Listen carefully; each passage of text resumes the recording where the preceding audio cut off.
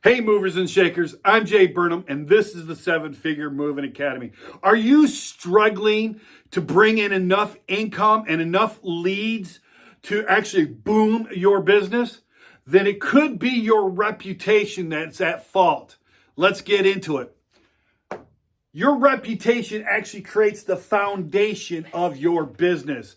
People go online, they go to Google and they search your business, or they might go to Yelp, or they might go to B&B, but they search your business. And the first thing that they're going to look at is your reputation. They're going to look at how many stars you have in your reviews. So if your Google is 4 stars and your Yelp is 5 stars and BBB gives you an A+, this is what they're going to look at more than anything else. They're not going to look, that's what's going to make them want to go to your website. That's what's going to make them want to give you a call is your reviews. So your reputation management is literally the foundation of your business that starts everything. Your marketing, everything comes from the foundation of your reviews. So if you're a new company, you got to do everything to make sure that you're getting a plethora, you're getting abundance of 5-star reviews, no less than 4 stars. You need to be between 4 to 5 stars, ideally between 4.5 to 5 stars is that sweet spot. You do not want to go below 4. If you're below 4, if your star rating is below 4, you've got a lot of work to improve it, right? It takes about 10 positive 5-star reviews to make up for 1 bad review. So just get an eye there. It's a 10-to-1 ratio, which I don't understand how that does it, but they do. So it takes about 10 positive 5-star reviews to overcome a 1-star review. All right, so basically what you're going to do is you want to make sure that you're going to create and bring in a bunch of reviews. So how do we do that? So how do we bring in more reviews? Well, one thing you could do is you can get automation, software automation. You want to bring in you want to use whatever you can to use it. There's a bunch of great softwares out there. You could go reputation management software. Your CRM has probably got it built in. Whatever you want to do to automate that is going to be best. The next thing you want to do is email, right? Emails work wonders. Sending out emails to your people that you've done the job for, your production for. You want to send an email just to remind them and say, hey, and you might want to send them 3 emails, and you don't want to really overdo it, more of a soft hand approach. Hey, by the way, here's this, right? So that's something that you can do right now. And another thing is face-to-face. When you're done with a job, you want to ask them right then and there, hey, if you're happy with our service, will you give me a 30-second to 1-minute review on YouTube or something like this? Or you can ask them to go on Yelp or Google or Facebook and leave you a review right then and there. By the way, Yelp will probably, if someone goes to their desktop, because Yelp can track this, they can tell if it's a desktop or your phone. If you go to have them do it on their desktop for Yelp, Yelp most likely will just negate that lead because they don't want it. They want to be able to track your phone. So if you have someone do a Yelp review, have them do it on their mobile phone. And that even if you're not a paid, that positive review will show up on Yelp most likely. The next thing is a postcard. Now, you can send postcards, and that's an absolutely fine way. Send out some reminder postcards. Send out some thank you postcards. That's something that's very good because that's also the mail carriers and all that will be able to see that. But another thing is to actually hand them a postcard or a business card right then and there. Now, here's the trick. If you're going to use a postcard, you want to make sure that you have a QR code on that so that they can scan the QR code right then and there. And you can have 3 different QR codes. Hey, if you like this, please leave us a review. Scan one of the QR codes and you can leave a review. And that QR code, when they scan it, will go into your Facebook reviews, Google reviews, Yelp reviews, or wherever you want to send them, they can actually do it right then and there on their phone. Now, here's another thing to do it if you're going to use a postcard. You can actually say, hey, our guys get a bonus for every positive review you leave. So if you leave a positive review on all three, Facebook, Yelp, and Google, they'll get a bonus for each one of those reviews. And if you mention their name, they'll get even a bigger bonus. So that's one way to entice them to use that. So postcards, handing a postcard to them right then and there is really good. And this works with the face-to-face too. So if you're using face-to-face, you can say, hey, do you like our service? Great. Awesome. Here's some QR codes. Please feel free to scan them and leave us a review.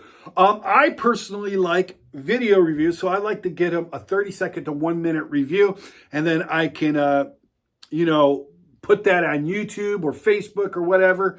I could take a screenshot and put it up on Yelp. It's a very good tool. And of course, there is the strategy of all of the above. So you want to incorporate all of these different methods in obtaining your reviews. It should be imperative that you get a good review. Now, here's the thing, and here's a dirty little secret that nobody talks about. If you do a job and you ask them and you do a face-to-face or you give them a postcard and they don't give you a review, you did a bad job. True enough. Now, they're not going to tell, maybe it was an okay job, but it wasn't something that they're going to write home to mom about. So you did a bad job. It's either you did a really good job or you did a meh or a really bad job. And that's the only reason why you got a bad review. So if you go up to somebody and you're doing a campaign or you get an email and somebody won't give you a review, then what you need to do is you need to talk to that person, find out, hey, what did we not do good enough for you to leave a review?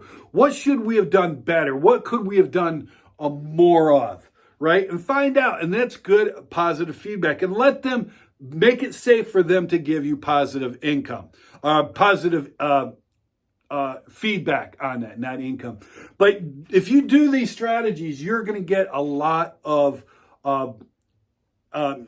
reviews. Now, you need to ideally, you want to have 50 to 100 reviews that are positive, because this will help you negate any kind of bad review that you may get. So if you have 50 to 100 positive reviews and you get one bad review, it's not going to affect your score. However, if you got like 20 or less and you get a bad review, you're going to get knocked down to like a 2.5 or 3 star system. And then that's going to be one hell of a thing to overcome. So you really want to do and get up to that magic mark. And there's no hard, fast rule about this. This is just what I found to be true. But you want to get up to about 50 positive 5-star reviews, right? To be able to handle any kind of bad review that you might get. Now let's talk about how you handle bad reviews. I like you. I love you. Go and do something great today. Hey guys, just got done doing a video, and as you can see, I'm in my studio, and I really wanted to talk to you about you joining the 7-Figure Moving Academy membership group. Now, this membership group is small, and has its own unique place that is set up where we can discuss business, and we can have a great time, just you and me and some of your fellow members here. Now, this is a paid group. I do have a free Facebook group, which you're more than welcome to go and check. There is a description, a link in the description of almost every single video I do on YouTube, and you're more than welcome to join that and get some good information. But if you want the stuff that I don't talk about on that Facebook group, and if you want the good stuff that's going to actually set you up to the next level, then you want to join the 7-Figure Moving Academy membership group. It is only $49 a month, but it's going to give you a lot of great information. And you're going to have access to documents and sales patterns and information, as well as different free courses just specifically for you members, your face, that is not available to the public at all. And there are some paid stuff that you will have to pay even if you're a member, but there's some really good stuff that I do not do. Plus, I do offer free, you can get a hold of me free when you're on that Facebook Membership Academy membership group. You'll have free access to a DM, so you can DM me and email me and talk to me personally, as well as all sorts of great advice from a bunch of other members that are in the group. Plus, we are looking for subgroup people. So if you want to run a subgroup for your area, you have the access to do that. So you can actually create your own membership or your own subgroup to help you out to make more leads, more sales, etc. So it's a really good group. I really ask that you take a look at it. There is no free trial time, so it's you either in or you're out. And if you want to invest in yourself, then this is your chance to invest in yourself and actually make more money. Because quite honestly, if you're not willing to invest in yourself, willing to invest in your business, then you're really not a business owner. And I really suggest you just go to the free group until you're up to the point where you actually get the mindset, hey, let's actually take this to the next level. And that's the guys I'm really wanting into the membership group. So if that's you, come to the 7-Figure Moving Academy membership. You should be seeing a link down here at the bottom or somewhere around in this video. And I hope to see you in that group. All right, so let's talk about handling the bad review. Right? First thing you want to do is you do not respond immediately.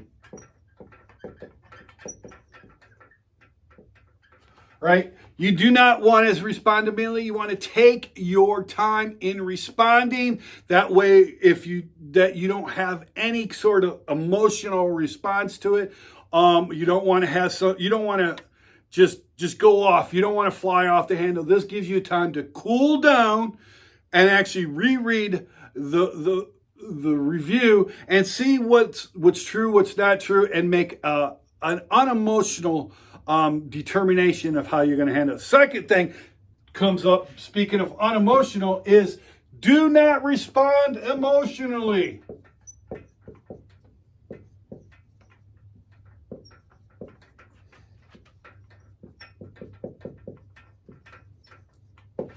Right?